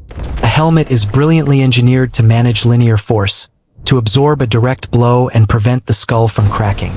But the brain's great enemy is not linear force. It is rotational acceleration. The brain is a soft, gelatinous organ suspended in cerebrospinal fluid inside the hard, bony skull. When a hit occurs, especially an angled or glancing blow, the skull stops or changes direction rapidly.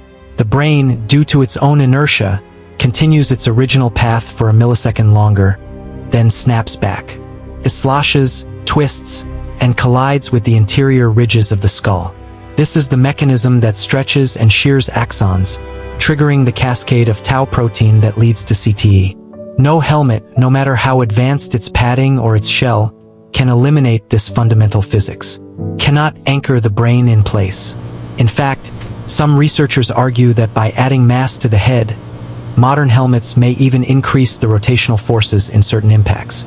The helmet protects the vase, but it does nothing to stop the water inside from crashing against the walls. The industry's pursuit of a concussion-proof helmet is, therefore, a scientific impossibility, a chase for a phantom. Manufacturers tout new designs with exotic materials, promising reductions in impact severity by percentages measured in laboratory tests. But these tests often use linear, straight-on impacts, not the rotational forces that are most damaging. The messaging creates a false sense of security. Parents buy a $400 helmet believing they have bought safety, when they have primarily bought a reduction in the risk of skull fracture. Coaches and players, seeing the advanced gear, may subconsciously feel licensed to play more aggressively. The Warrior Code found its perfect partner in the helmet, a piece of equipment that allowed the culture of violent collision to flourish under the guise of advanced protection. We turned the human head into a battering ram and called it progress. The limits of technology are now starkly clear. You cannot helmet your way out of the physics of brain injury. The focus on helmet innovation, while well-intentioned, can be a distraction from the harder, more fundamental truths. That the only way to significantly reduce brain trauma is to reduce the number and force of head impacts. This means radical changes to how the game is taught and played, from the youth level up. It means eliminating head-first contact entirely, not just penalizing it occasionally. It means reconsidering practices, limiting full contact drills, and perhaps even re-engineering the fundamental mechanics of blocking and tackling. The helmet paradox forces us to a humbling conclusion. We have been putting our faith in a tool that was never designed to solve the problem we now face. We armored the knights for battle, only to discover that the real damage was being done by the shudder of every lance strike, a vibration that passed right through the plate metal and into the core of the man himself. The quest for better equipment must continue, but it must be paired with the sober acknowledgement that technology has its limits, and that the ultimate safeguard may require changing the game itself. And as we confront that daunting prospect, we must first understand who, within the game's complex machinery, is bearing the greatest and most silent burden of all. The spotlight of football has always favored the glory positions. The quarterback who throws the miracle pass, the receiver who makes the diving catch, the running back who breaks into the open field, the linebacker who delivers the highlight reel hit. Their stories dominate the narratives, and their suffering, when it comes, is often more visible. But to truly understand the epidemic of brain trauma in football, you must look away from the spotlight. You must look into the trenches, into the chaotic, intimate, and brutally repetitive warfare that happens on every single snap. This is the domain of the interior linemen, the offensive guards and centers, the defensive tackles and nose guards. They are the silent majority of the sport. They are rarely on television except as a faceless mass in a scrum. They almost never touch the ball. Yet, they may be paying the highest price of anyone who steps onto the field. Theirs is a story of a positional lottery, where the very job description guarantees a lifetime of neurological debt, accrued in increments so small they escape notice, until the cumulative interest destroys a life. The nature of line play is a perfect storm for subconcussive trauma. On every play, an offensive lineman fires out of his stance, launching his helmet into the chest plate or helmet of the defensive lineman across from him. It is a controlled helmet-first collision. The defensive lineman does the same, battling to shed the block. This happens 60, 70, 80 times a game. Then there are the practices, countless repetitions of the same violent engagement. Each individual impact may not rise to the level of a diagnosable concussion. There is no stumble, no daze, no trip to the sideline for testing. It is simply getting after it. It is working your technique. But the brain does not differentiate between a technique hit and a concussive hit. It only registers force. Studies using helmet-mounted accelerometers have quantified this silent barrage. One lineman can experience over 1,000 subconcussive head impacts in a single season. Over a 10-year career, that number can eclipse 10,000. This is the rainfall theory in its most extreme form. Not a few storms, but a constant, unrelenting downpour, eroding the neurological landscape play by play, year by year. While a wide receiver might take a few devastating hits a season, a lineman is living in a constant state of low-grade neurological assault. Because their work is less visible, their post-career struggles are often more isolated and misunderstood. There is no dramatic narrative of a fallen superstar to draw public sympathy. Their suffering happens in the shadows. I spoke to the family of a former NFL guard who played 12 seasons in the 1990s. He was the definition of a journeyman, a name only the most dedicated fans would recognize. His wife described his retirement as a slow fade into a fog. He was always a quiet, steady man, she said. But the quiet became a void. He'd sit for hours, not moving, not speaking. He couldn't follow a recipe. He'd get furious if the mail was late, convinced it was a personal slight. His friends from the team stopped calling because he'd either rage at them or not remember who they were. When he was diagnosed with early-onset dementia in his late 40s, doctors asked about family history, about lifestyle, about everything except the 10,000 helmet-to-helmet collisions that defined his professional life. He died in a care facility at 58, his brain donated to science. It showed severe stage 3 CTE. His story is the rule, not the exception, for men who played in the trenches. Their glory was anonymity during their careers, and their suffering has been anonymity in their decline. The terrifying data now confirms what these stories have long suggested.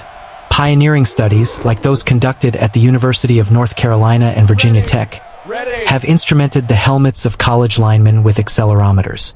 The results are chilling.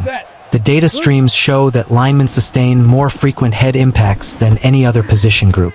The magnitude of these hits is often in the range of 20 to 30 GS, forces well below the threshold for a concussion diagnosis, but repeated with metronomic regularity. The studies paint a picture of a position that is, from a neurological standpoint, a sustained exercise in self-harm. This data strips away the last vestiges of the gladiator romance. This is not about courage or toughness. This is about occupational hazard, as measurable and predictable as black lung in a minor. The lineman is not choosing to be tough on each play. He is executing a job requirement that guarantees brain trauma. The Warrior Code provided a mythology for this sacrifice. The accelerometer data provides a graph. This positional lottery forces a brutal ethical reckoning. We celebrate the quarterback's toughness for playing through a concussion.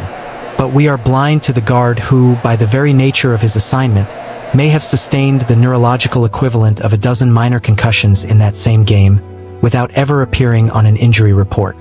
His brain is the canary in the deepest part of the mine, and it has been dying quietly for generations. The spotlight's bias has allowed us to frame the crisis around the dramatic, visible concussion. But the true heart of the epidemic is in the mundane, repeated, sanctioned violence of the line of scrimmage. To protect these men, the silent majority, the engine room of the sport, would require not just better helmets or stricter concussion protocols, but a fundamental reimagining of how football is played at its point of attack. It raises a question we have been afraid to ask. Is the essential core act of football, the blocking and shedding of blocks along the line, inherently incompatible with long-term brain health? For the men in the trenches, the data suggests the answer is yes. And as this reality sinks in, a new generation of athletes is arriving at the professional doorstep, armed with more knowledge than any before them. They are the children of the CTE era, and they are now being asked to play the game with their eyes wide open. We have traversed a century of ignorance, denial, and tragic revelation. We have seen the pathology, heard the chorus of the broken, and witnessed the legal and cultural reckonings. This brings us to the present tense, to the field as it exists today. A new generation of NFL players now takes the field, and they are unlike any that came before them. They are the first generation to enter the league with the words CTE already echoing in the public consciousness. They have watched the documentaries. They have read the headlines about Junior Seau and Mike Webster. They have seen former idols like Tony Dorsett and Jim McMahon struggle to articulate their own fading memories. They are not ignorant of the risks. They are playing with their eyes wide open. This creates a fascinating and deeply conflicted modern athlete, one who must perform a daily calculus of risk versus reward, balancing the primal pull of the game against the chilling knowledge of its potential cost. Their choices, their fears, and their adaptations are defining football's contemporary soul. So why do they still play? The answer is not simple, and it varies from man to man, but it is no longer the unthinking embrace of the old warrior code. I have spoken to current stars, and their reasoning is a complex alloy of passion, identity, and cold-eyed pragmatism. A veteran offensive lineman, aware he is in the highest risk group, told me this: "Look, I know the numbers. I've seen the studies. But this is what I've trained for since I was 8 years old. This is who I am. The money can set up my family for generations. The platform is like nothing else on earth. For me, the reward, the chance to compete at this level, to provide that life, is worth the unknown of what happens later." For many, football is not just a job. It is a core identity, a calling so powerful it can rationalize a terrifying future risk. A young quarterback framed it differently. "We all know driving a car is dangerous. We know the statistics, but we still drive because the benefit outweighs the risk in our minds. For us, this is our car. This is our highway. We just try to drive as safely as we can. This is the new calculus. An informed gamble, where the potential decades of cognitive decline are weighed against the immediacy of glory, wealth, and self-actualization. The blind faith is gone, replaced by a sober, and some might say grim, assessment. This awareness has fundamentally altered behavior on the field, giving rise to a new ethos of self-preservation.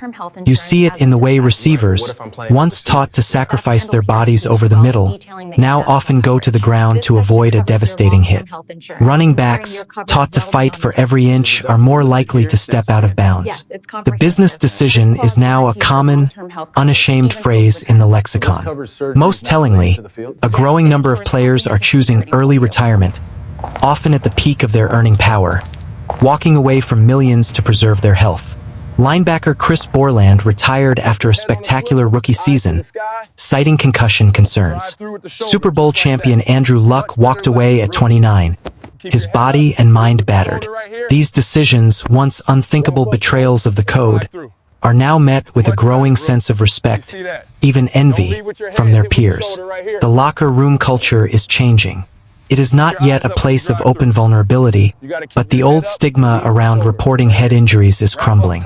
Players are more likely to speak up when they feel off, knowing that the next hit could be the one that tips the scale. The brotherhood is evolving from one that demanded silent sacrifice to one that, in fits and starts, is beginning to acknowledge shared vulnerability. This shift in player consciousness exists in an uneasy tension with the league's official response. In the wake of the lawsuit and the CTE revelations, the NFL has implemented a series of new health and safety protocols. The concussion protocol is now a detailed, stepwise process managed by independent neurological consultants. Rules have been changed to penalize helmet-to-helmet hits, targeting, and using the crown of the helmet. The practice schedule has been drastically reduced, limiting full contact reps. The question that hangs over all of these reforms is stark. Is this genuine, good faith reform, or is it sophisticated crisis management? Is the league truly prioritizing player safety, or is it merely constructing a defensible legal and public relations framework to allow the essential violent product to continue? Many players and critics see it as the latter. They point to the inherent contradiction. The league profits from the violent highlights it simultaneously penalizes. They note that the enforcement of safety rules is inconsistent, and that the fundamental physics of the game remain unchanged. The protocols manage the aftermath of injury but do little to prevent the subconcussive accumulation that linemen face. One active player told me, "The protocols are there so when a guy gets carried off they can say they did everything by the book. But the book doesn't stop my brain from slamming into my skull on a routine play. It just makes sure someone asks me how many fingers they're holding up afterwards." There is a pervasive sense that the changes, while positive, are cosmetic adjustments to a machine whose core engine is still trauma. The new generation is thus caught in a paradox. They are more informed and more cautious than any before them, yet they are participating in a spectacle whose economic model still relies on the very collisions that endanger them. They play with eyes wide open, watching both the opponent across from them and the league that employs them, navigating a game that has promised to change but has yet to prove it is willing to transform. And as they play, the true weight of this crisis continues to be borne not by the players on the field, but by the families waiting for them at home, who watch every hit with a fear their loved ones cannot afford to feel. The narrative of football's dark side has, until now, centered on the player. The broken body, the fading mind, the tragic end. But to focus solely on the athlete is to miss the true concentric circles of devastation. CTE is not a solitary affliction. It is a family disease. It enters a home not as a diagnosis, but as a slow, confusing shift in the atmosphere. It steals a husband, a father, a son, not in a single moment, but through 1,000 small disappearances, leaving behind a shell of a man and a family trapped in a waking nightmare of love, duty, patience, and profound trauma. The aftermath of a football career is lived not in stadiums or training facilities, but in living rooms, kitchens, and bedrooms, by the people who bear witness to the unraveling and who are, themselves, collateral damage. Their stories are the final human ledger of the game's cost. The journey often begins with small, explainable things. A forgotten anniversary, a flash of irritability over a misplaced key, a strange, uncharacteristic comment. Families chalk it up to stress, to the difficulty of transition, to just being in a mood. But the changes deepen, becoming a new, terrifying normal. Wives describe becoming caregivers to men who were once their partners. They become masters of de-escalation, learning to navigate sudden, volcanic rages triggered by nothing. A loud television, a child's question, the wrong brand of cereal bought at the store. They hide car keys, they lock away firearms, they make excuses to friends for his absence. They sleep with one ear open, listening for the nighttime wandering, the confusion, the potential for disaster. One woman described her husband, a former linebacker, standing in the kitchen at 3 a.m., holding a butcher knife, not with malice, but with a blank, lost look, unable to comprehend what the object in his hand was or why he was holding it. Her terror in that moment was not for herself, but for him, for the gentle man lost somewhere inside the confused stranger in their kitchen. The children inherit a particular kind of trauma. Their hero, their strong, invincible dad, becomes fragile, volatile, and needy. They learn to tread lightly, to avoid triggering an outburst. They become parents to their parent, explaining the world to him when it becomes too confusing. They mourn the loss of the father they knew while he is still physically present, a unique and corrosive form of grief. A daughter of a former offensive lineman told me, "I grieved for my dad twice. Once when his personality left, when he stopped being the guy who taught me to ride a bike and became this angry, scared, childlike man. And then again when his body finally died. The first grief was worse, because there was no closure, just this long, slow goodbye where he'd occasionally look at me and I'd see a flicker of him, and then it would be gone." These children grow up in a household governed by an invisible, unpredictable illness. Their childhoods shaped by a disease contracted on a field years before they were born. This is the unique, exquisite agony of CTE for families. You are forced to mourn someone who is still alive. It is not like Alzheimer's, where the public understands the pathology. For years, families blame themselves. They wonder if they are not supportive enough, not loving enough, not patient enough. They are told by doctors their husband might be bipolar, depressed, or suffering from PTSD. They are isolated, ashamed, and exhausted. The posthumous diagnosis of CTE, when it comes, delivers a devastating clarity. It is a validation of their suffering and a confirmation of their loss. But it also brings a torrent of anger. Anger at the league, at the sport, at the culture that celebrated the very violence that destroyed their family. Widows become unlikely activists, their grief transformed into testimony. They speak before Congress, they give interviews, they sue the league not for the money, but for the acknowledgement. They are the keepers of the truth, the archivists of a stolen life. The weight of caregiving is a silent, crushing burden. There is no cure, no treatment, no path to recovery. There is only management and the slow, inevitable decline. The financial strain is often catastrophic, as medical bills mount and the former breadwinner can no longer work. The emotional toll is immeasurable. These families did not sign up for this. They signed up for the life of a football family. The travel, the camaraderie, the pride. They did not sign up for a decades-long vigil over a deteriorating mind. CTE is the uninvited guest that never leaves, that changes the locks, and that slowly replaces the person they love with a frightening doppelganger. The player's brain may be the site of the injury, but the family is the ecosystem that withers because of it.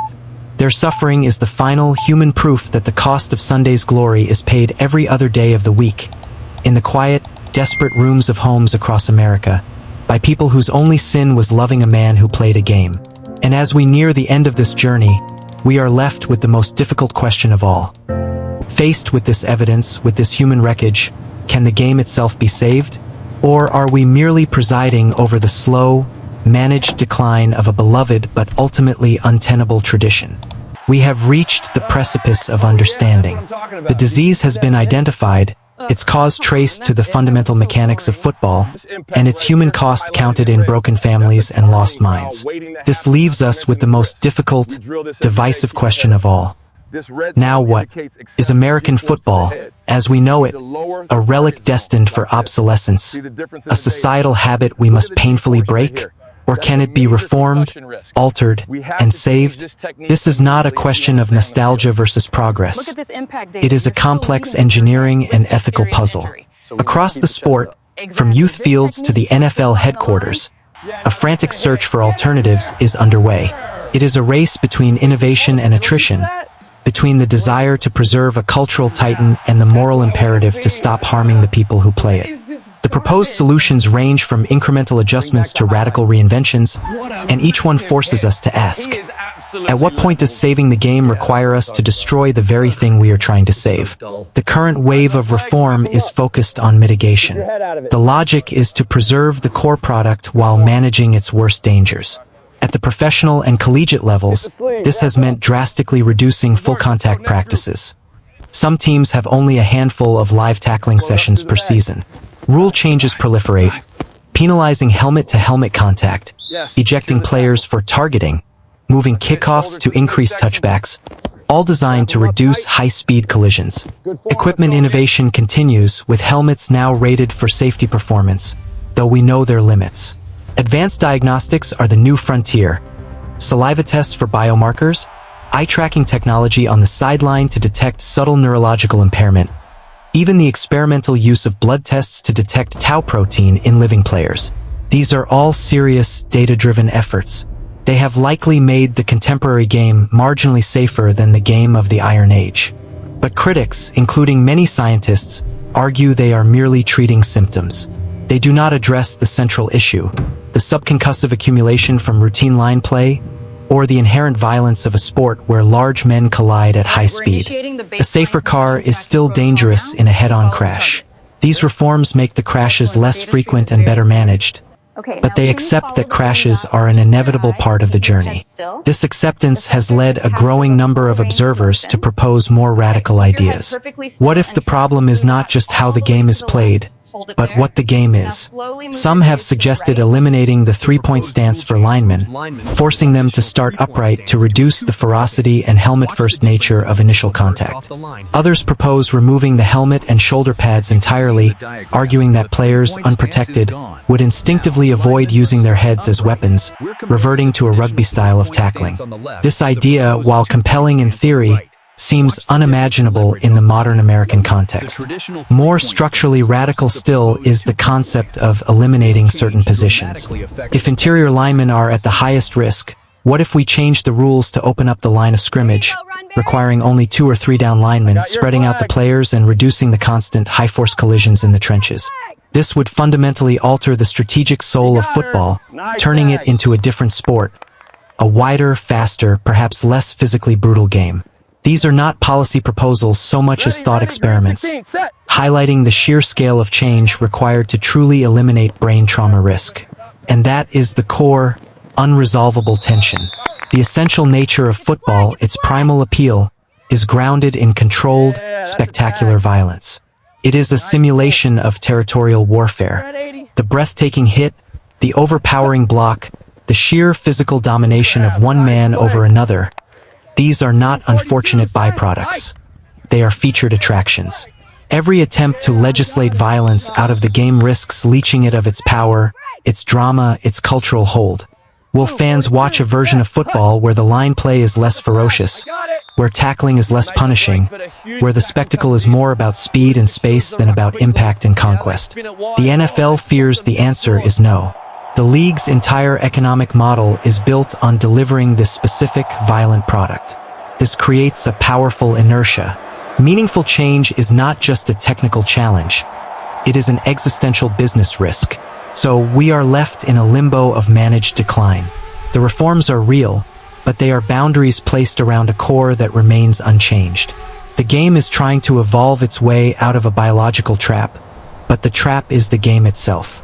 We are asking football to perform a miracle, to provide the visceral thrill of collision without the catastrophic neural consequences of collision. Physics and biology suggest this is impossible. The alternatives presented, from better helmets to no helmets, from stricter rules to entirely new ones, all dance around this central, uncomfortable truth.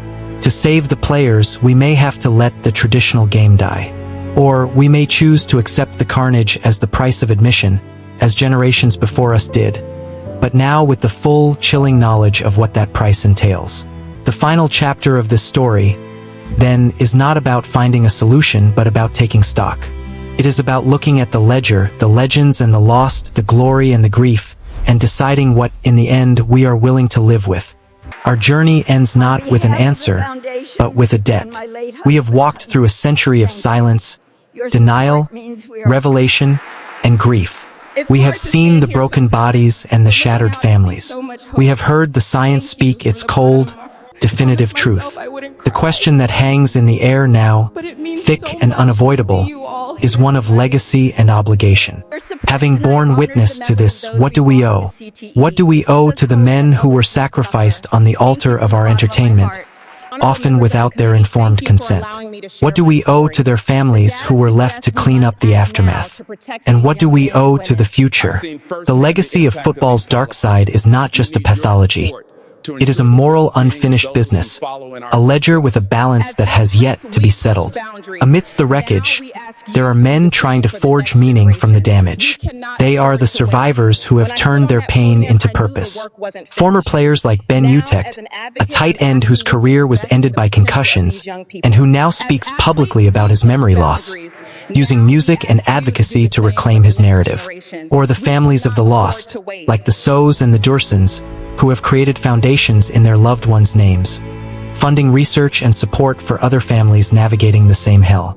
There is a powerful, painful peer support network that has emerged, a brotherhood not of the locker room but of the clinic and the support group, where men with fading memories and volatile moods can find a rare moment of being understood. Philanthropists and former players are funding brain banks and research initiatives, trying to accelerate the science that failed their generation. This is the legacy of resistance, the refusal to let the suffering be in vain. These efforts are noble, necessary, and born of profound loss. They represent the human spirit's attempt to claw meaning from tragedy. But they are also an indictment. They are proof that the official structures, the league, the union, the sports medical establishment were, for decades, inadequate to the task of care. The burden of legacy has fallen, disproportionately, on the very people broken by the game. This leads directly to the vast terrain of unfinished business. The legal settlement provided compensation for some, but it was a backward-looking mechanism. It did not establish a comprehensive, forward-looking system of care. What of the pre-settlement players who are now deteriorating, whose cases are complex and whose needs are immense? What about the ongoing, lifelong medical monitoring that these men require? The research, while robust, still has critical gaps. The Holy Grail remains a definitive ante-mortem test for CTE, a way to diagnose the living. Without it, players and families are trapped in a limbo of suspicion and fear, and care is reactive, not proactive. And perhaps most pressingly, what is the plan for the next generation of damaged men currently playing the game?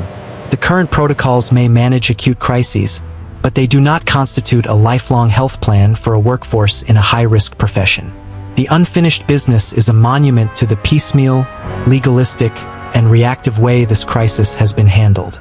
We have addressed the lawsuit, but we have not addressed the need. Ultimately, The question of legacy forces a reckoning with moral responsibility, and that responsibility is diffuse. It belongs first and foremost to the NFL as an institution. Its duty extends beyond PR statements and sponsored health initiatives. It owes a debt of transparent truth, of fully funded, independent research, and of a healthcare commitment to its former players that matches the scale of the injury it helped create. But the responsibility does not end there. It extends to us, the fans. We have been complicit in the mythology. We cheered the kill shots. We bought the jerseys. We made the sport a religion. Our demand for the spectacle created the economic engine that made denial profitable. We have a responsibility to look with clear eyes, to reject willful ignorance, and to demand better, not just for our entertainment, but for the people who provide it. And finally, the responsibility lies with the culture at large, with the high schools and colleges that are the feeder system, with the media that frames the narrative, with every parent who must now make an agonizing choice for their child with far more information than our parents had. The legacy of the Darkside is a mirror. It shows us a sport of breathtaking beauty and brutal cost. It shows us our capacity for willful blindness and our potential for painful clarity. It shows us heroes who were also victims, and a business that traded in human capital with a chilling ledger. What we owe them is not simple sentiment. We owe them the dignity of the full, unvarnished truth. We owe them a future where the risks are known, acknowledged, and mitigated to the absolute maximum extent possible, even if that means changing the game we love. We owe them the promise that their suffering will not be forgotten or minimized, but will stand as a permanent marker, a warning and a guide.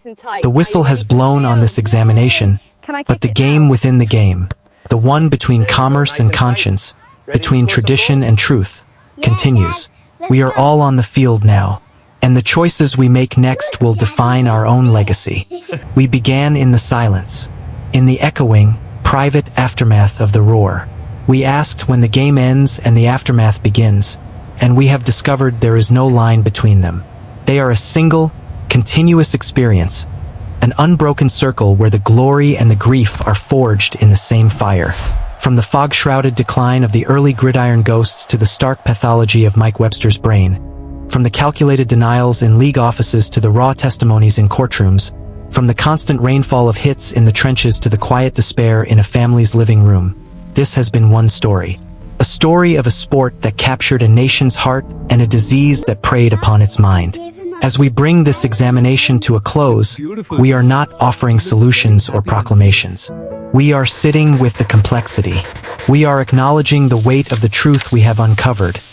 A truth that does not absolve or condemn easily, but simply is. The circle remains unbroken, and we must decide how to move within it. The systemic failures are now laid bare. This was not an accident of medicine or a sudden, unforeseeable plague. It was the predictable outcome of a culture that celebrated controlled violence while willfully ignoring its biological consequences. The failure was one of imagination, then of conscience, and finally of courage. The League's mild traumatic brain injury committee was not a scientific endeavor. It was a monument to institutional self-preservation. The Warrior Code was not a badge of honor. It was a psychological tool to enforce silence and normalize trauma. The language of getting your bell rung was not slang. It was a propaganda campaign at the cellular level, a way to redefine catastrophe as routine. These systems worked in concert for decades, creating the perfect environment for a neurodegenerative epidemic to flourish in plain sight. The failure was holistic, touching coaching, medicine, media, and fandom. We were all complicit in the mythology. Yet, within this landscape of failure, we have also witnessed extraordinary courage.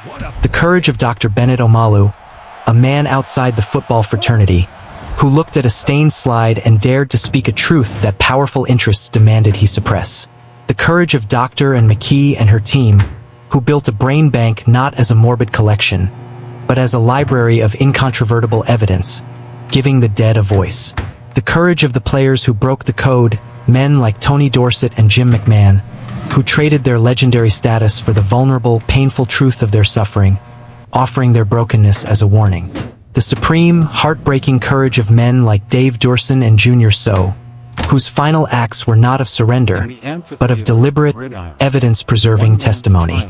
and the quiet, daily courage of the families, the wives, children, and caregivers, who loved through the confusion and the rage, who became advocates not by choice but by necessity, and who now carry the memory of the men they lost long before death. These acts of courage are the fractures in the wall of denial. They are the light that finally reached the dark side. We are left, then, to grapple with the uncomfortable, perhaps unresolvable central truth. America's most beloved sport carries within it a terrible, inherent burden.